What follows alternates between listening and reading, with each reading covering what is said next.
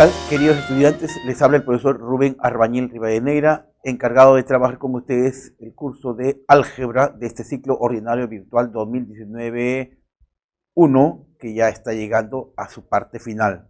En esta oportunidad vamos a desarrollar la sesión número 19, que es básicamente una batería de problemas que tienen que ser desarrollados tomando en consideración los diferentes temas que han sido abordados a lo largo de este semestre.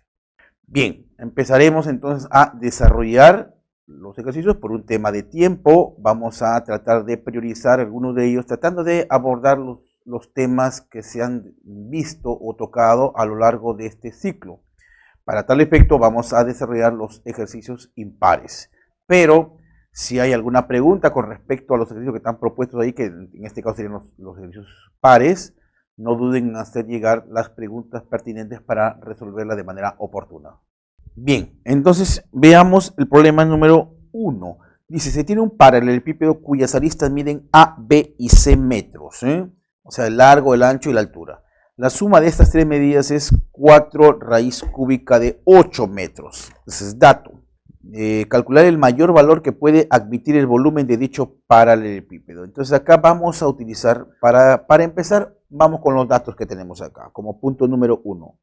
Vamos a considerar lo siguiente. El dato dice que A, B y C representan las medidas de las aristas de este paralelepípedo. Y ahí hay un dato que dice que la suma de esas tres medidas es 8. Entonces acá tenemos A más B más C resulta ser igual a 8. Ahí hay que modificar esta condición de acá. ¿Ya? Ahora, esto de acá, como repito, es dato del problema. Sabemos, hay una propiedad de la cual vamos a sacar provecho y que nos va a servir muchísimo para resolver este problema. Y es que la media aritmética es mayor o igual que la media geométrica. Es una propiedad que se conoce, ¿no es cierto? Y que se puede demostrar fácilmente. Como en este caso estamos trabajando con tres números que vienen a representar las medidas de las aristas de ese paralelepípedo, entonces tenemos acá, la media aritmética viene a ser A más B más C sobre 3. Este es mayor o igual que la media geométrica. La media geométrica vendría dado por, en este caso, la raíz cúbica de ABC. Ya, es una propiedad, ¿no es cierto? Ahora, basado en lo que tienes como dato, tienes la suma. Entonces vamos a reemplazar. Decimos acá, reemplazamos. Como A, B y C es la suma y eso lo tienes como dato, entonces reemplazamos acá. Me quedaría 8 tercios es mayor o igual que, bueno, en este caso la media geométrica que viene dado por la raíz cúbica de A, B y C. Muy bien. Entonces elevamos al cubo. Al elevar al cubo nos quedaría acá lo siguiente, ¿no? A, B, C es menor o igual que 8 tercios elevado al cubo. Elevo al cubo ambos miembros de la desigualdad. Si te das cuenta, lo que está en el primer miembro de la desigualdad, esto que está por acá, que lo vamos a subrayar con celeste, es el producto de A, B y C. Y eso, por conocimientos elementales de la geometría, está representando el volumen del paralelepípedo. Esto es menor o igual, bueno, habría que elevar al cubo, tanto 8 como 3. Elevando al cubo nos quedaría 512 sobre 3 al cubo, que sería 27. Entonces estamos llegando a la conclusión de que el volumen tiene que ser menor o igual que esa expresión o que ese valor. Por lo tanto, estamos en condiciones, voy a hacer una línea divisoria por acá, de afirmar que el volumen máximo, porque es lo que me piden, calcule el mayor valor que puede admitir el volumen de dicho paralelepípedo. Entonces acá podríamos finalizar diciendo el volumen máximo es igual a 512 sobre 27, en este caso metros cúbicos, ¿no? Y ahí tenemos la respuesta entonces a este problema número 1. ¿Qué hemos necesitado para resolver este problema? Básicamente, una de las propiedades que se cumple dentro del conjunto de números reales, y es la que está por acá, ¿no? Que la media aritmética siempre es mayor o igual que la media geométrica. Veamos el siguiente problema. Tenemos acá esta ecuación de la cual nosotros vamos a tener que resolver? Bueno, hay muchas formas de poder resolver las ecuaciones. Siempre cuando entramos en el terreno de ecuaciones, es probable que tengamos más de una forma o más de una manera de poderlo resolver. Uno siempre busca pues el tema de comodidad, de tratar de ahorrar el tiempo, sobre todo en un examen, ¿no? Es básicamente lo que uno busca. Y para tal efecto en matemática es muy común, muy frecuente, por ejemplo, hacer un cambio de variable, que es precisamente el que nos va a ayudar, nos va a facilitar para poder resolver rápido el problema. Acá hay algo particular. Si tú observas en esas dos expresiones que están dentro de las raíces, ojo acá, mira esta expresión con esta de acá. Si te das cuenta, una es la inversa de la otra. Mira, acá arriba está x cuadrado menos 3x más 2, pero acá aparece abajo. Acá x cuadrado más 5x menos 8 está arriba. Es inversa, ¿no es cierto? Entonces podríamos ir pensando ya en un cambio de variable, como paso número 1. Ahora, los cambios de variables son situaciones totalmente opcionales, ¿no? Si quieres, lo consideras y si no, lo trabajas así tal como está. Pero yo te sugiero que siempre, dentro de lo posible, hagamos cambios de variables con el ánimo de poder, de alguna manera, simplificar la expresión. Y eso, por eso vamos a apostar acá, ¿no? Hacemos lo siguiente, un cambio de variable acá, que lo podríamos llamar así. La raíz enésima de x al cuadrado menos 3x más 2. X al cuadrado más 5x menos 8. Cerramos acá la raíz. Y a esto le voy a llamar a. Es obvio que este otro sumando sería su inverso, ¿no es cierto? Pero eso es que vamos a trabajarlo de esa manera. Entonces, es el reemplazo que voy a hacer. Es el cambio de variable. Como paso número 2, vamos a reemplazar en esta ecuación, que yo le voy a llamar asterisco blanco. Entonces decimos acá, reemplazamos en asterisco blanco. ¿Cómo nos va a quedar? Bueno, este primer sumando es a, más el segundo sumando, y hemos visto que es el inverso, 1 sobre a, y este es igual a 2. Entonces, que usted le reserva. Mira, qué tan importante es hacer el cambio de variable, porque toda esta expresión que está involucrada con radicales, finalmente haciendo el cambio de variable nos quedó esta expresión, que es más fácil trabajarlo, ¿no? Bueno, haciendo operaciones, nos va a quedar acá lo siguiente, a cuadrado más 1, entonces pásalo para acá, y nos va a quedar esto, a cuadrado menos 2a más 1 igual a 0. O lo que es lo mismo decir a menos 1 elevado al cuadrado igual a 0. Esto trae como consecuencia decir que finalmente a es igual a 1. ¿Pero quién era a? Bueno, vamos a subrayar esto. A no lo daba el problema original. Es un cambio de variable que tú has hecho internamente. Entonces, nuevamente volvemos. Luego, volvamos a la variable original. Se sabe que esta raíz de índice n de x al cuadrado menos 3x más 2, x al cuadrado más 5x menos 8, este es igual a a, pero a es 1, lo acabamos de encontrar. Entonces elevamos a la n ambos miembros de la igualdad. Ya elevar nos quedaría entonces lo siguiente, ¿no es cierto? Se va a la raíz y acá te queda 1, porque 1 elevado a cualquier potencia es 1. Bueno, lo cierto es que acá te quedaría que x cuadrado menos 3x más 2, ya pasando a multiplicar, ojo, ya estoy obviando algunas operaciones, nos quedaría x al cuadrado más 5x menos 8. A resolver esta ecuación, que como puede darte cuenta acá, esto se cancela, x cuadrado, x cuadrado. Bueno, entonces resolviendo, nos quedaría que menos 8x igual a 10. 8x es igual a 10, ¿no? El menos 8 pásalo para acá, te queda 10, el menos 3 pasa para allá, te queda 8x. Simplificando, entonces llegamos a la conclusión que la solución de esa ecuación va a ser igual a mitad 5, mitad 4. 5 cuartos, ¿no? Esa sería precisamente la solución a este problema número 3. Y la respuesta la encontramos en la alternativa D. Bueno, ya lo había adelantado desde un primer momento, ¿no? Es una de las formas, un recurso que el estudiante tiene para resolver ecuaciones. Que digamos, todo estudiante en el nivel preuniversitario lo que busca siempre es optimizar su tiempo. Y la recomendación en este problema o el mensaje que te traigo es que alivia bastante el hacer precisamente un cambio de variable. Pasemos al siguiente problema. Nos dice, determina el número de elementos enteros del complemento del conjunto solución de esta inecuación. Bueno, ahí tenemos esa inecuación, entonces hay que resolverla, ¿no? Y una de las formas, digamos, prácticas para resolver esta inecuación, que es una inecuación con valor absoluto, como puede ver acá, es trabajar con las propiedades.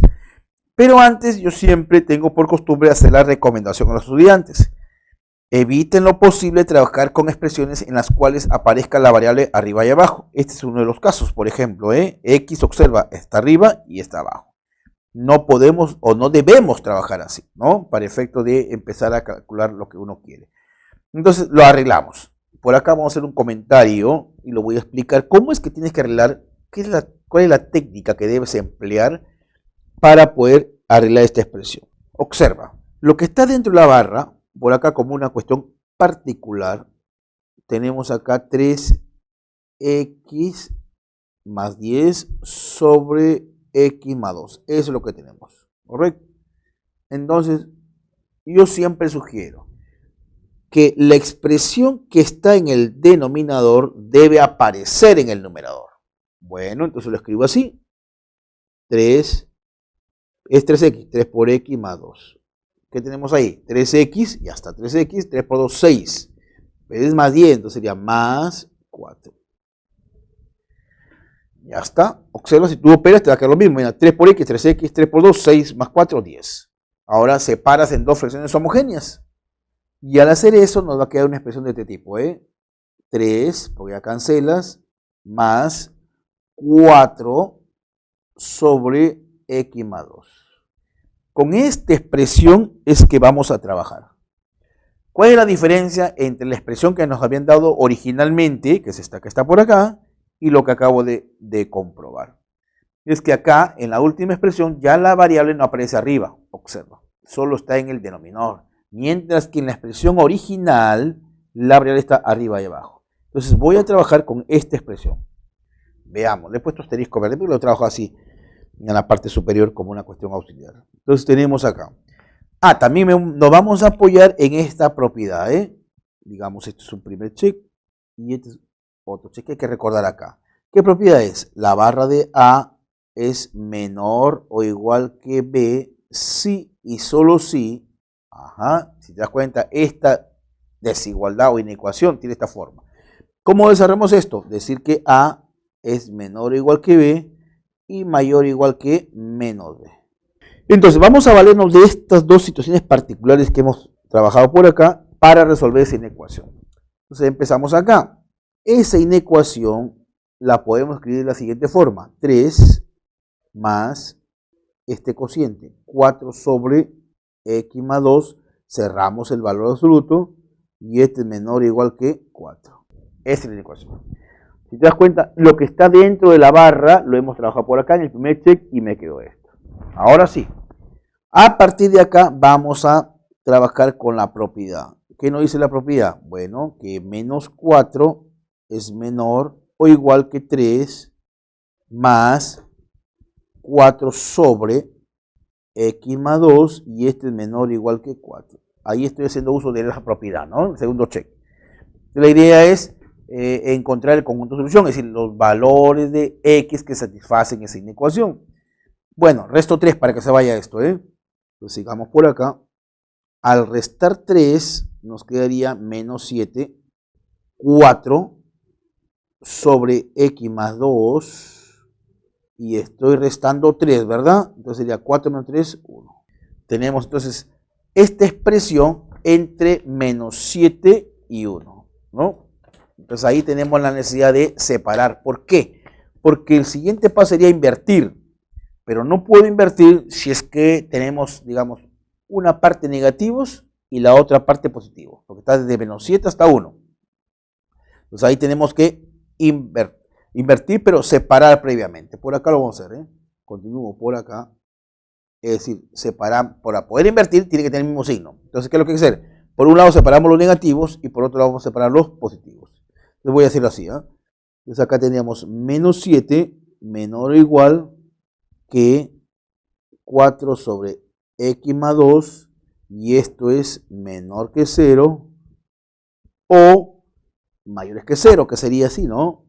4 sobre x más 2 menor o igual que 1.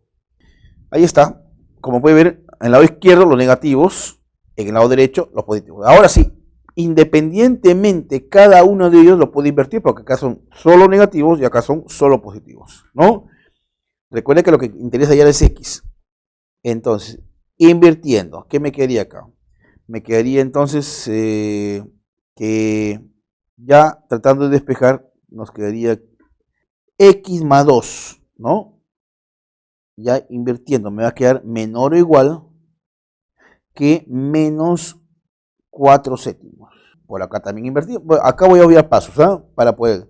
Como son positivos, voy a invertir. Entonces acá te quedaría así, ¿eh? Te quedaría x más 2 sobre 4 mayor o igual que el inverso de 1 es 1. Entonces acá paso a multiplicar y nos está quedando que x más 2 va a ser mayor o igual que 4. Como puede ver ahí, hemos invertido sin problema alguno porque tienen el mismo signo. Entonces, nos interesa ya el x.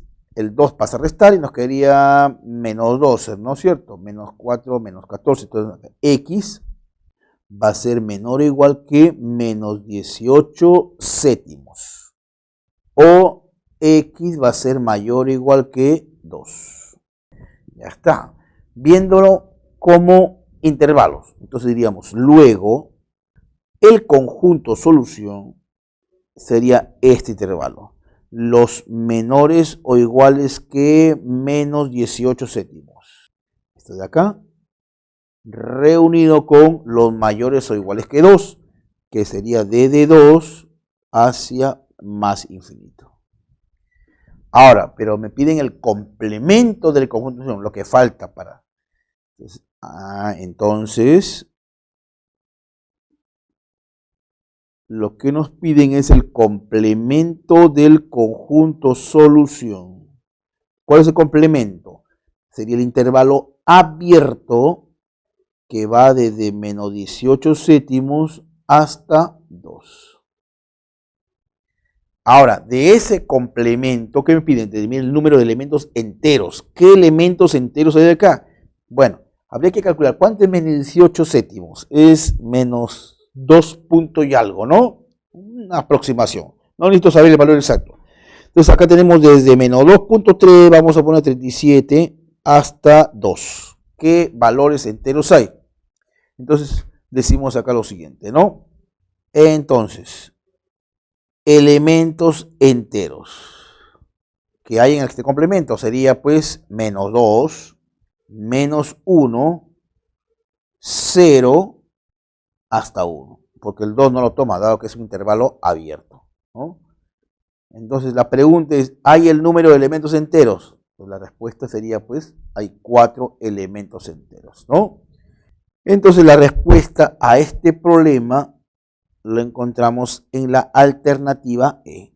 Acá básicamente para resolver este problema lo que se necesita son estas dos situaciones que hemos trabajado por acá previamente, ¿no? Por un lado, arreglar la expresión dada y por otro lado es una propiedad de los números reales. Veamos el siguiente problema.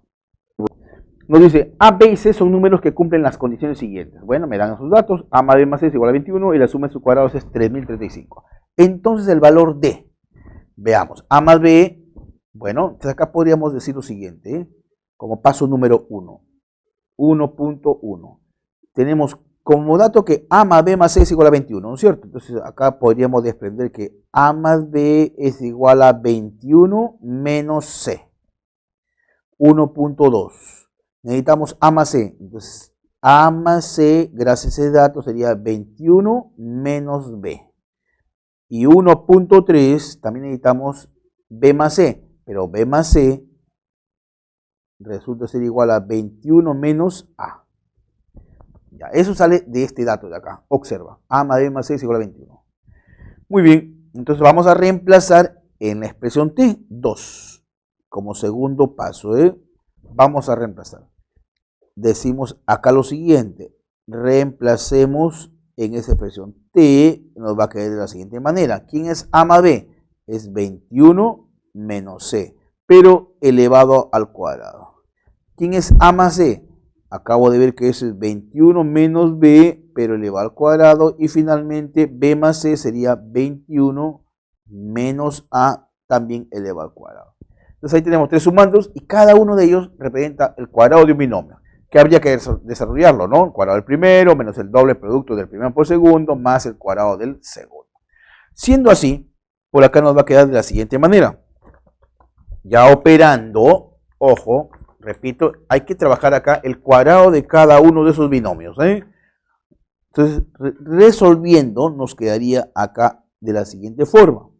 21 al cuadrado sería 441 menos el doble producto sería 21 por 2, 42C más el cuadrado al segundo. Eso mismo se va a repetir para cada sumando. Es decir, acá me quedaría 441 menos 42B más B cuadrado más 441 menos 42A más A cuadrado. Bueno, ordeno, sumo los términos semejantes, 441 multiplicado por 3, nos quedaría 1323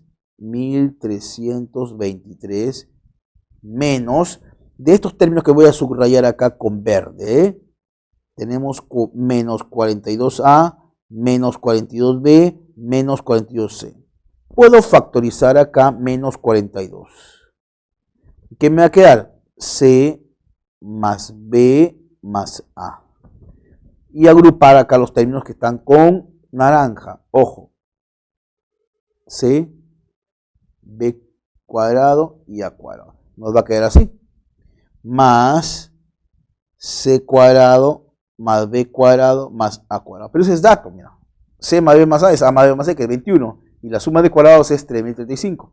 Entonces nos va a quedar acá, ya reemplazando, nos quedaría 1323 menos 42 por esa suma, que sería 21, más la suma de cuadrados, que sería 3035. Esa es información que da el problema.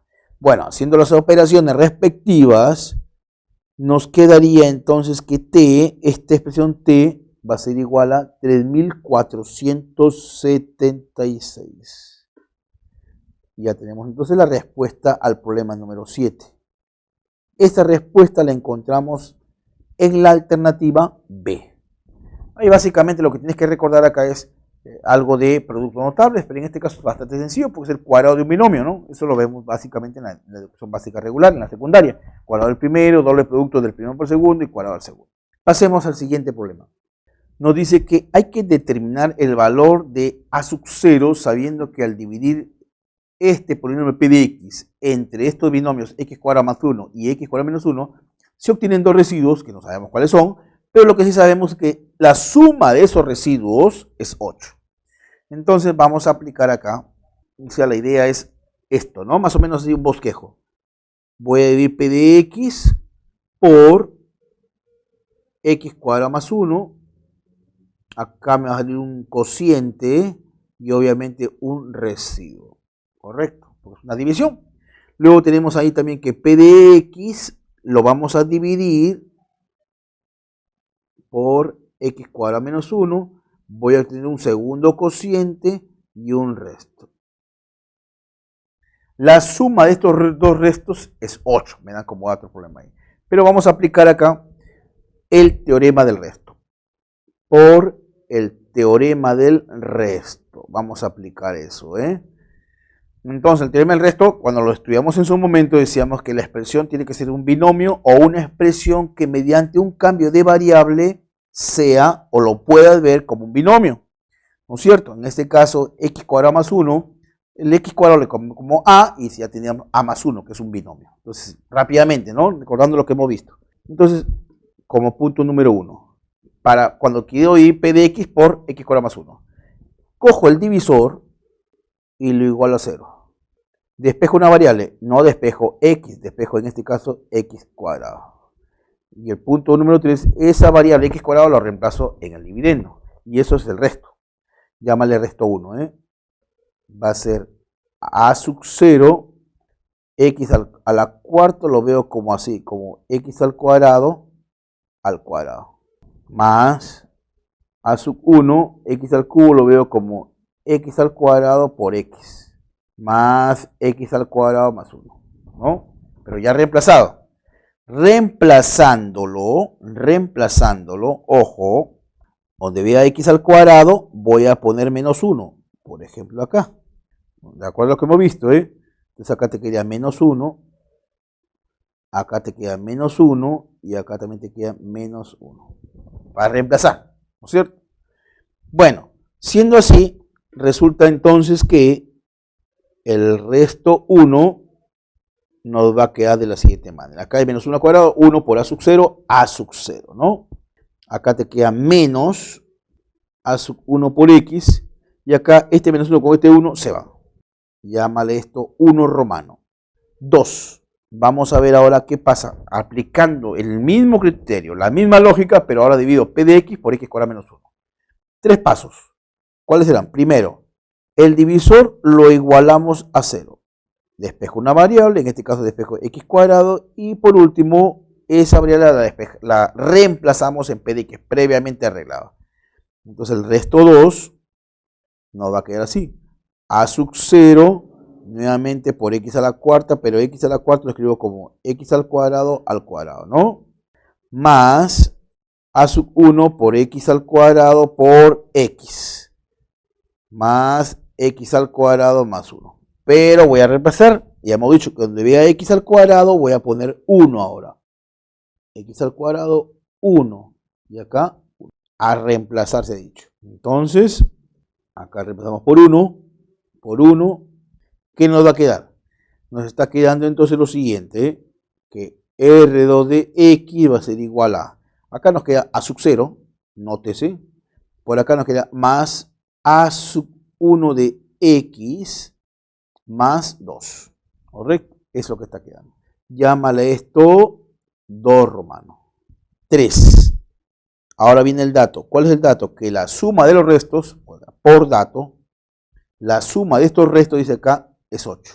Se lo voy a poner acá con amarillo porque este es dato, R1 de X más R2 de X, este es igual a 8. Es decir, A sub 0 menos A sub 1 de X más A sub 0 más A sub 1 de X más 2, este es igual a 8.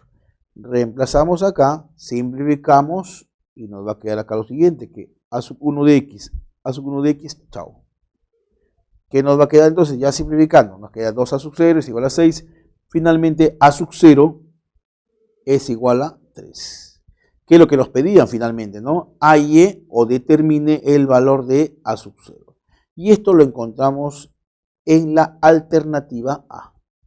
Ahí, básicamente, lo que se ha hecho es trabajar precisamente con el teorema del resto. Pasemos al siguiente problema. Dice, en el metro de Lima, el pasaje en soles que gasta Jaime diariamente es igual al número de términos fraccionarios que hay en el desarrollo del cociente notable. Bueno, entonces vamos a ver acá. Este es un cociente notable, ¿no? Entonces, tenemos acá lo siguiente.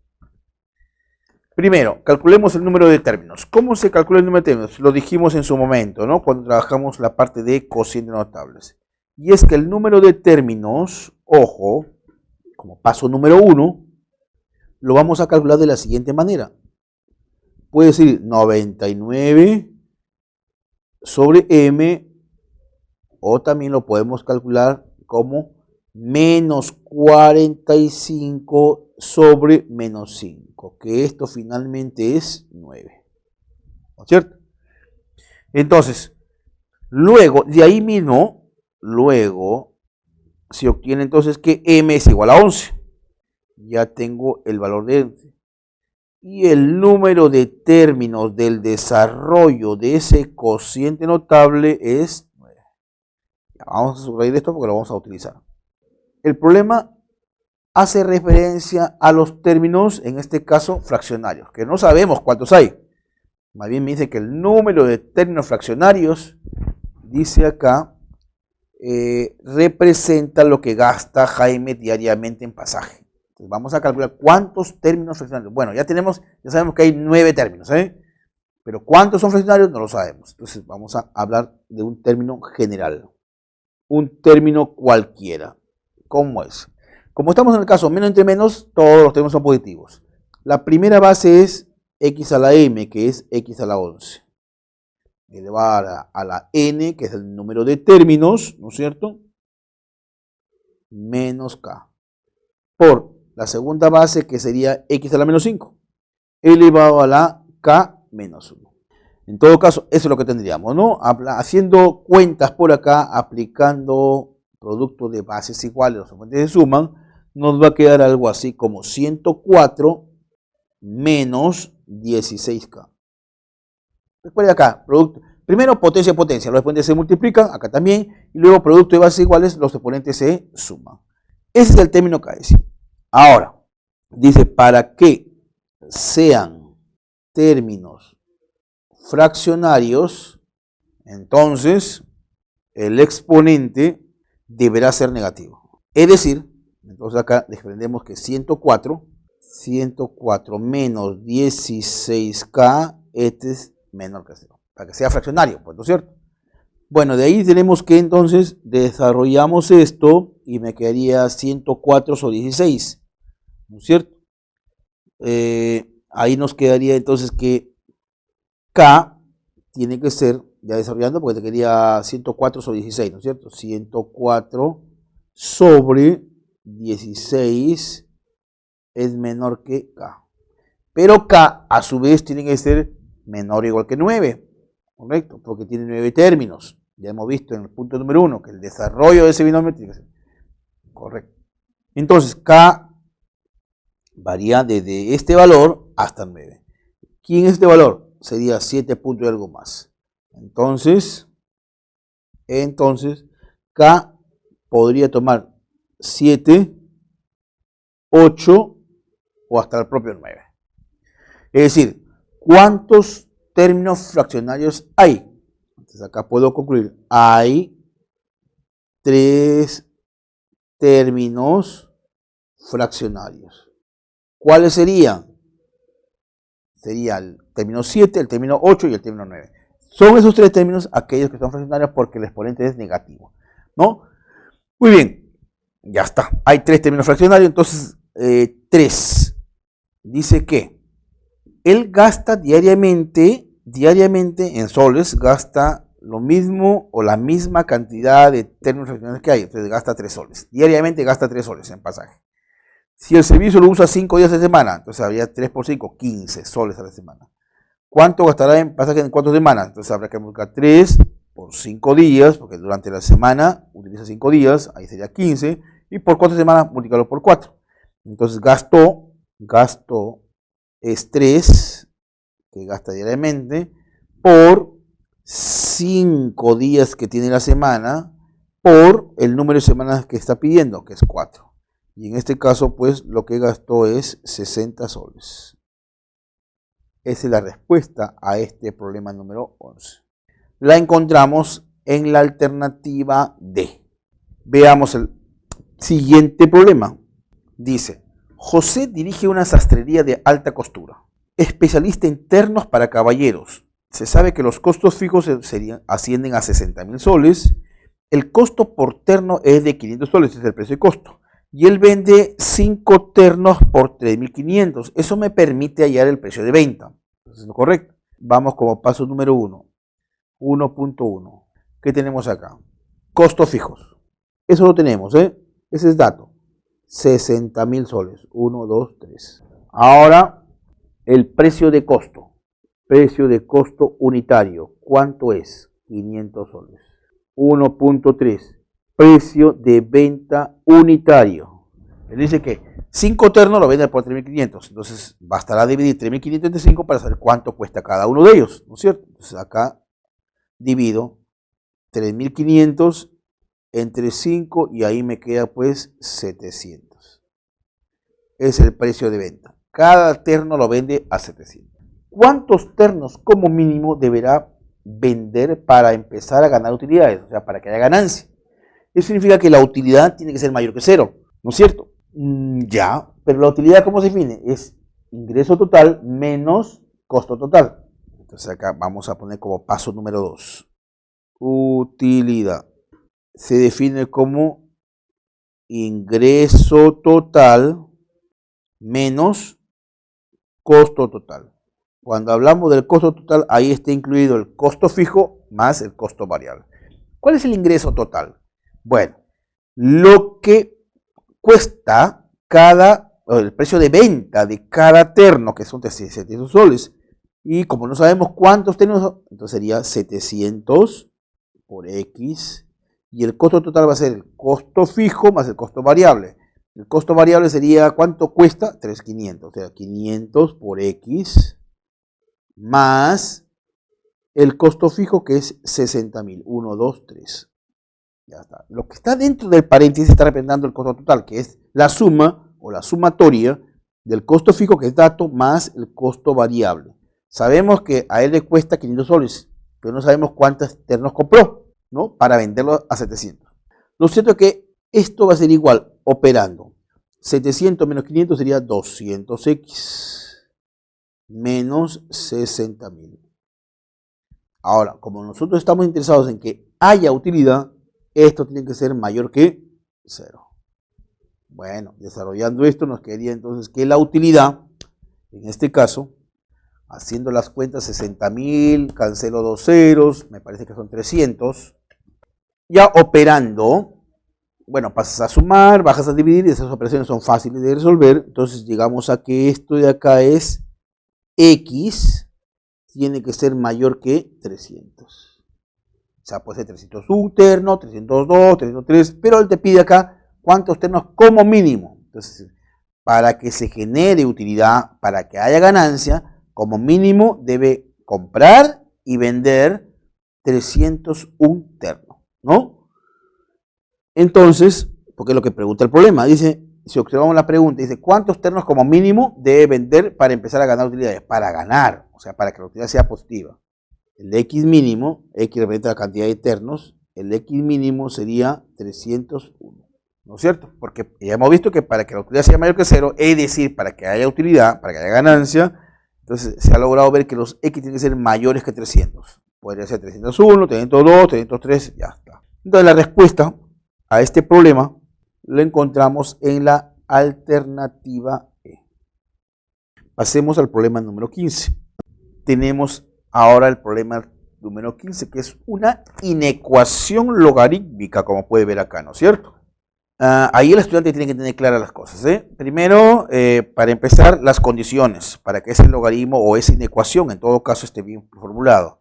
El estudiante debe saber que la base tiene que ser mayor que 0, la base diferente de 1 y el número tiene que ser mayor que 0. No existe el logaritmo de 0 y menos aún el logaritmo de un número negativo. Por lo tanto, para que esa expresión esté bien formulada, tendríamos que decir que esta expresión, como paso número 1, 2 menos x sobre x menos 5 es el número, así le llaman en la teoría, mayor que 0. Bueno, haciendo los cálculos por acá rápidamente en borrador, multiplica por menos, te quedaría aquí x menos 2 sobre x menos 5. Como es multiplicado por un número negativo, cambia la desigualdad.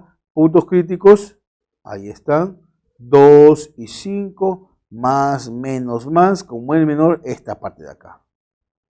¿Ya? Bueno, eso lo veamos por ahí porque eso entiendo que el estudiante lo conoce. Entonces resuelve la ecuación y encuentra el conjunto solución. Para tal efecto, entonces acá me quedaría que x va a pertenecer al intervalo abierto que va desde 2 hasta 5. Llámale 1 a esto. Es importante, ¿eh? Porque ya me está diciendo que la base, que es x, está entre 2 y 5. O sea, es mayor que 1. Vamos a resolver la inecuación. La inecuación la resolvemos de la siguiente manera. Logaritmo en base x de 2 menos x sobre x menos 5 mayor que 1. Pero 1 lo puedo escribir así. Como logaritmo de x en base x. ¿No? Logaritmo de un número en su propia base es una propiedad, es 1. ¿No? Simplemente le estoy dando forma. Siempre que trabajamos con ecuaciones o inecuaciones logarítmicas hay que procurar trabajar con logaritmos que tengan la misma base. Y para eso juega un papel importante las propiedades. Como por ejemplo el 1, ¿cómo lo escribo? Como logaritmo de x en base x. Si hubiéramos trabajado en base 5, sería logaritmo de 5 en base 5. ¿No? Bueno, Acá es donde guarda importancia el hecho de saber cómo es X, cómo es la base. Porque no puedo cancelar por cancelar. Recuerda que estás trabajando en inecuaciones. Pero como la base es mayor que 1, porque está entre 2 y 5, entonces ahí sí, cancelo el logaritmo y no pasa nada, ¿no? Entonces acá vamos a cancelar logaritmo, nótese, y la desigualdad no pasa nada, permanece. Nos va a quedar entonces para resolver esto de acá. Resolver esta inecuación. 2 menos x sobre x menos 5 mayor que x. A resolver eso. Bueno, pásalo todo un solo miembro de desigualdad. Eso queda a criterio de cada estudiante, si lo pasa al primero o al segundo, como mejor se acomode realmente, ¿no? Pero lo que no podrías hacer es pasar a multiplicar este x menos 5. Ese es un error que suele cometer el estudiante muy a menudo, ¿no? Entonces, lo que hay que hacer, repito, es pasar todo a un solo miembro de desigualdad. Lo dejo a criterio tuyo si lo pasas al primero o al segundo. Eso ya depende de cómo mejor sea para ti resolver. Lo cierto es que acá nos va a quedar lo siguiente. Bueno, más o menos te lo voy a prestar así, ¿no? Si yo lo pasara al primer miembro de la desigualdad sería entonces 2 menos x sobre x menos 5 menos x mayor que 0. Así, pasando el x por acá. Y operamos si quieres. Entonces nos quedaría 2 menos x por x menos 5 sobre x menos 5 mayor que 0. Entonces nos va a quedar 2 menos x menos x al cuadrado menos por menos da más 5x sobre x menos 5 mayor que 0. Algo así, ¿no? Si quieres multiplicar por menos, nos quedaría menos x al cuadrado, 5 menos 1, 4x y más 2 sobre x menos 5 mayor que 0. Si quieres multiplicar por menos, bueno, es cuestión de arreglarlo, como repito, no son operaciones que el estudiante ya conoce. No entro mucho en detalle porque eso ya cada quien tiene su manera particular de resolverlo. Bueno, lo estoy haciendo así. Acá resolviendo nos quedaría así. X al cuadrado menos 4x, 4, menos 2. Y acá nos quedaría x menos 5, pero menor que 0. Bueno, a resolver esto. Ya sabéis que eso se trabaja con puntos críticos, ¿no es cierto? La forma más práctica de poder resolver una ecuación de este tipo son mediante el método o el criterio de los puntos críticos. ¿No es así? Entonces, veamos acá. Resolviendo esto nos quedaría lo siguiente, ¿eh? Acá nos quedaría que x va a pertenecer, lamentablemente arriba no se puede factorizar, o sea, habría que trabajar con la fórmula cuadrática general. Entonces acá nos quedaría lo siguiente, ¿eh? Menos infinito 2 menos raíz de 6 reunido con 2 más raíz de 6 hacia más infinito. Ya, eso como consecuencia de resolver esta inecuación. Ojo, ¿ah? Los puntos críticos, en el denominador 5 es un punto crítico. El otro punto crítico habría que calcularlo acá, factorizándolo, ¿no es cierto? Desafortunadamente, no se puede factorizar por el método de la aspa simple, entonces tienes que trabajar con la fórmula cuadrática general. A esto llámale 2. El conjunto solución de esta inecuación lo vas a obtener de la siguiente manera, como paso número 2. El conjunto solución final es la intersección de 1 con 2. O sea, este intervalo 2,5, lo intersecto con este otro intervalo. Y nos va a quedar finalmente, ya intersectándolo ahí en la recta numérica, logramos darnos cuenta que el conjunto solución va de esta manera. Desde 2 más raíz cuadrada de 6 hasta 5. Esos son los valores de x que satisfacen esta inecuación. Lo vemos por acá. La respuesta a este problema la encontramos en la alternativa D. Entonces, acá hay que tomar en cuenta lo siguiente, ¿eh? Mucho cuidado con las inecuaciones logarítmicas o inecuaciones exponenciales. Sobre todo cuando la base es una variable o es la incógnita. Entonces ahí, si la base fuera, me hubieran dicho 3, el problema se aliviaría, ¿no? O si me hubieran dicho 1/3, pues ya puedo cancelar rápidamente, pues ya tengo identificada. Pero en este caso, tú no sabes cómo es la base, cómo es x. Nótese ahí que x es la base. Tú no sabes a ciencia cierta cómo es x. Entonces no se trata de cancelar por cancelar, sino que hay que averiguar cómo es la base. Recuerda, si es mayor que 1, cancelo y la desigualdad permanece. Pero si fuera menor que 1, cancelo y la desigualdad debe cambiar. Por eso es que me preocupé en primer lugar, como primer paso, averiguar cómo son los X. Y habíamos descubierto que los X están entre 2 y 5, ¿vale? Si son X mayores que 1. Por eso cancelé y la desigualdad permaneció. Muy bien, pasemos entonces al siguiente problema.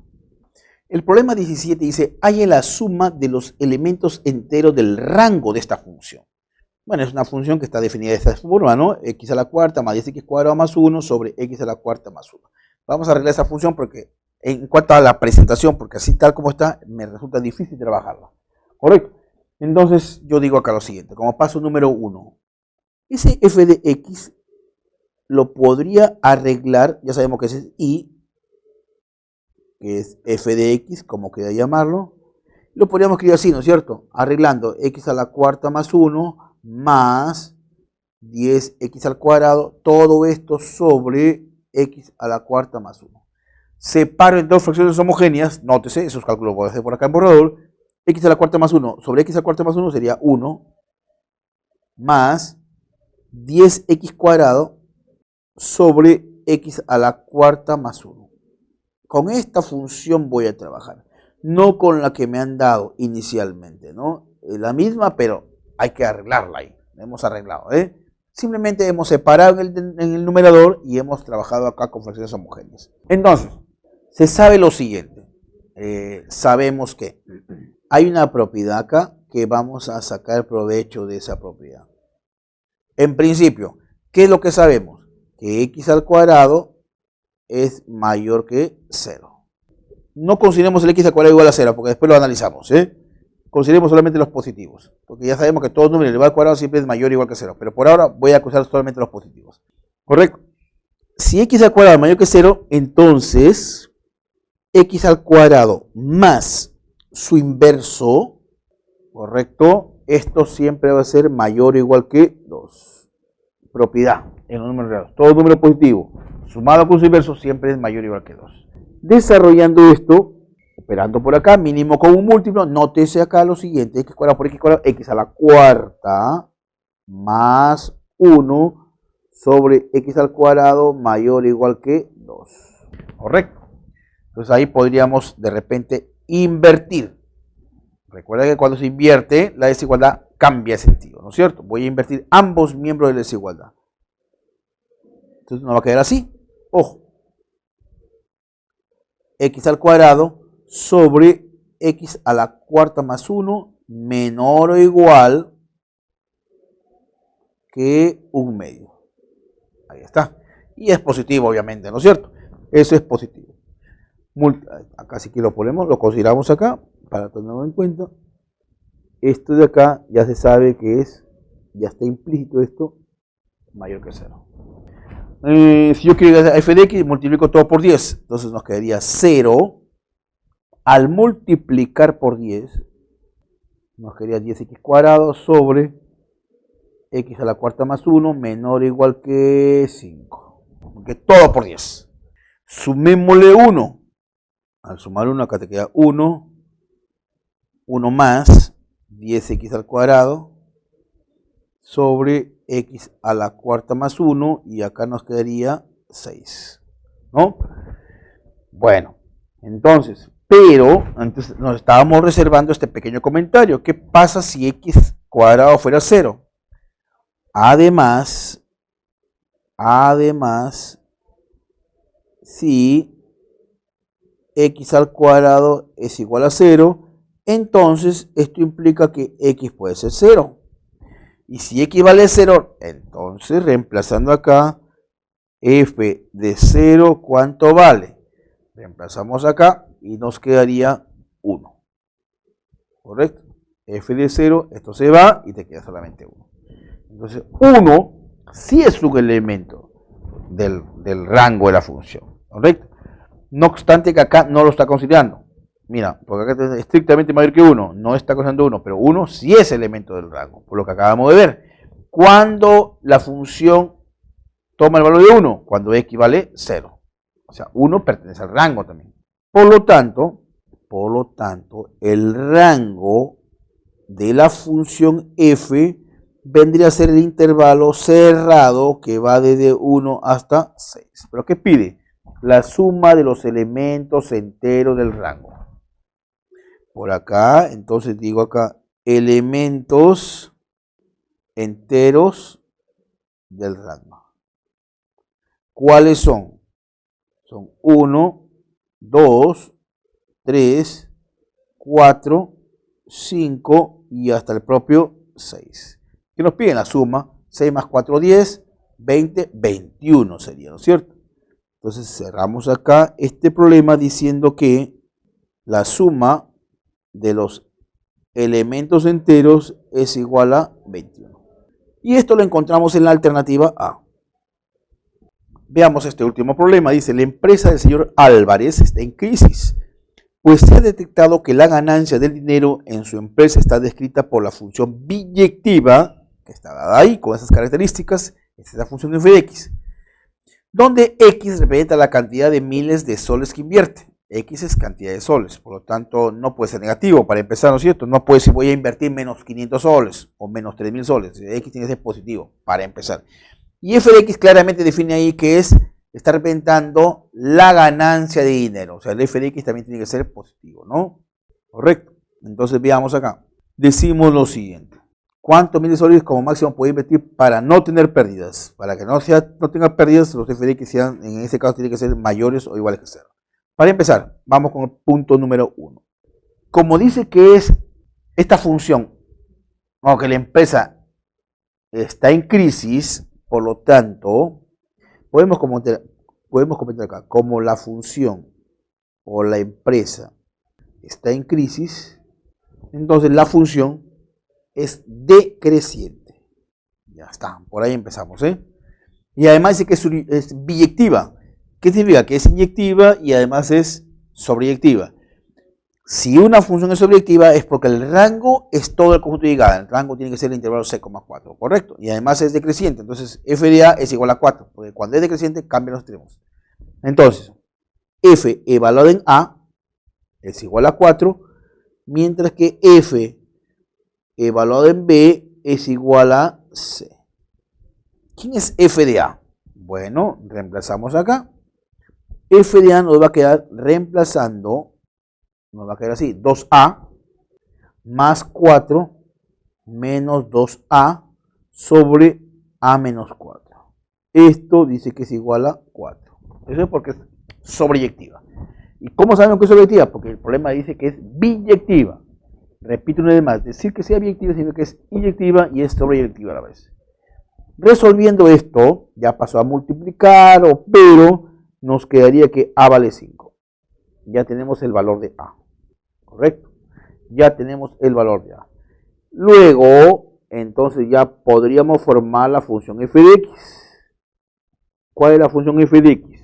Como a vale 5, sería 10 más 4, 14. Ya reemplazando, anótese ahí. 14 menos 2x sobre x menos 4. Muy bien, entonces tenemos acá lo siguiente.